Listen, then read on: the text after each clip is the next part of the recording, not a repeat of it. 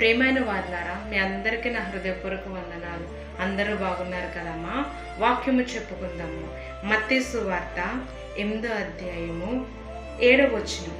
యేసు నేను వచ్చి వారిని స్వస్థపరిచేదనని అతనితో చెప్పగా, ఇక్కడ యేసు అతనితో చెప్తున్నారు, నేను వచ్చి స్వస్థపరచన అంటే నేను వచ్చా అంటే నీ ఇంటికి వచ్చి స్వస్థపరచన అన్న మాట ఇక్కడ మాట్లాడుతున్నారు.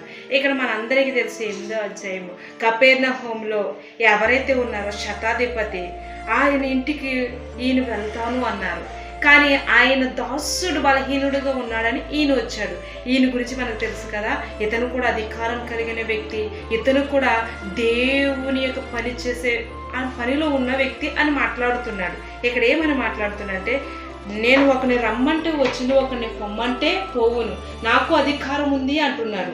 నేను ఒకటే చెప్తున్నాను, అధికారం ఉంది అంటున్నారు. కానీ ఇక్కడ ఇంకొక వచనంలో దేవుడు ఏం మాట్లాడుతున్నాడు అంటే తెలుసా, అనేకులు తూర్పు నుండి పర్వత నుండి వచ్చి అబ్రహాముతో కూడా, ఇస్సాకుతో కూడా, యాకోబుతో కూడా పరలోకమందు కూర్చుందురు, కానీ రాజ్య సంబంధులు ఎలుపట్ట చీకటిలో త్రోయబడుదురు, అక్కడ ఏడుపును పండ్లు కొడుకుటై ఉందును. అతని అధికారే, జ్ఞానము కలిగిన వాడే. అతను ఏమనుకున్నాడంటే, నా బాధ కాదు, నా ఇంట్లో బాధ కాదు, ఒక అధికారికి నేను బాధ చెప్తున్నాను, ఒక అధికారి నేను మాట్లాడుతున్నాను, ఒక అధికారికి నేను సాయం చేస్తున్నాను అనుకున్నాడు. ఇప్పుడు నీకు ఒక సహాయం కావాలంటే ఒక సహాయంతో పూర్తి అయిపోతుందా? ఇప్పుడు నీకు పెళ్ళి కావాలి, నీ పెళ్ళి ఒకటి పెళ్ళి అయిపోతే సరిపోతుందా? పెళ్ళి తర్వాత పిల్లలు కావాలి, పిల్లలు కావాలంటే వాళ్ళు పెంచడానికి జాబ్ కావాలి, జాబ్ కావాలంటే పిల్లలు పెరిగాక వారికి వివాహాలు అయ్యాక ఎన్ని తతంకాలు ఉంటాయి. యేసు ప్రభువు వాళ్ళ ఇంటికి వస్తానంటే ఆయన రావద్దు అని ఖచ్చితంగా చెప్పినట్లే అక్కడ అర్థమవుతుంది. కానీ ఇలాంటి వారు ఏంటంటే, ఈ లోకంలో పేరు సంపాదించుకోవటానికే కానీ దేవుని ప్రేమ కొరకు ప్రయాసపడలే. అబ్రహాము కుమారుడు అనిపించుకోవడానికి అక్కడ ఆయన ఏం సహాయం చేశాడు?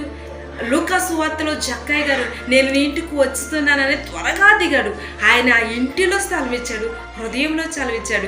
ఈయన ఎంత డబ్బున్న వ్యక్తి కదా, ఈయన ఎంత ఘనత కలిగిన వ్యక్తి కదా, ఇతని దగ్గర రమ్మంటే వచ్చేవారు, పొమ్మంటే పోయేవారు, అధికారం కలిగిన. మరి యేసు ప్రభువులు తీసుకెళ్ళి కూర్చుండే పెట్టి ఆయనకి ఏది అవసరమో వీళ్ళ అవసరం తీర్చుకుని ఆయనకి ఏది అవసరమో అది ఇవ్వటానికి వారు ఎందుకు చోటు ఇవ్వలేకపోయారు? వారు ఎందుకు హృదయాల్లో చోటు ఇవ్వలేకపోయారు? యేసుప్రభు ఇంటికి వస్తే వారు హృదయాల్లో చోటు ఇవ్వాలని, యేసుప్రభు ఇంటికి వస్తే వారు పక్క వాళ్ళ దృష్టిలో కించపరచబడతారని, యేసుప్రభు ఇంటికి వస్తే ఆస్తులో సగం ఇవ్వాల్సి వస్తుందని, యేసుప్రభు ఇంటికి వస్తే వారి యొక్క హృదయంలో కాకుండా ప్రతి విషయంలో కూడా ఆయన చెప్పినట్లు నడవాలని వారు భయపడ్డారు. కాబట్టి నువ్వు మా ఇంటికి వచ్చినాక మేము అర్హులము కదని చిన్న మాటతో చెప్పారు. అప్పుడు దేవుడు ఏమంటున్నాడు తెలుసా, ఎలుపటను చీకటను అంటే అగ్నిలో, ఆరని అగ్నిలో ఎలాంటి వారే కాలుతారంట. నా తల్లి, నా చెల్లి, నా సహోదరి, ఒక మాట చెప్పనా, యేసుప్రభు మన ఇంటికి వస్తానన్నప్పుడు, మన హృదయాలకు వస్తానన్నప్పుడు నీవు కూడా ఆటంకంగా ఉంటున్నావా? నీవు కూడా అలాంటి కార్యాలే చేస్తున్నావా? నువ్వు అభ్యంతర కారణంగానే ఉంటున్నావా? నీవు అలవాటు లేని దానిగానే ఉంటున్నావా? నా తల్లి, ఈ రోజే అంటున్నాను, దేవుడు ఈ రోజే నీ దగ్గరికి వస్తానంటున్నారు. చాకులు చెప్తున్నావా? పనికిరాని కొరకు చూస్తున్నావా? ఒక్కటి చెప్పనా, ఆ శతాధిపతి ఒక దాసుడి కొరకు అడుక్కున్నాడు. అడగటంలో అతని పేరు మంచిది సంపాదించుకున్నాడు, రాజ్యంలో పేరు సంపాదించుకోలేకపోయాడు, దేవుడి సింహాసనంలో కూర్చునేందుకు అర్హత సంపాదించుకోలేకపోయాడు. ఇప్పుడు నీవు నేను కూడా లోకంలో ఉన్న ప్రేమ కొరకు ప్రయాసపడుతున్నామా? ఆ ప్రేమలో మనుషులు పేరు కొరకు సంప్రదించబడుతున్నామా? లేదు లేదు నా తల్లి. శతాధిపతి దేవునికి ఇష్టంగా నడుచుకుంటున్నా అనుకుంటూ దేవుని రాజ్యాన్ని కోల్పోయాడు.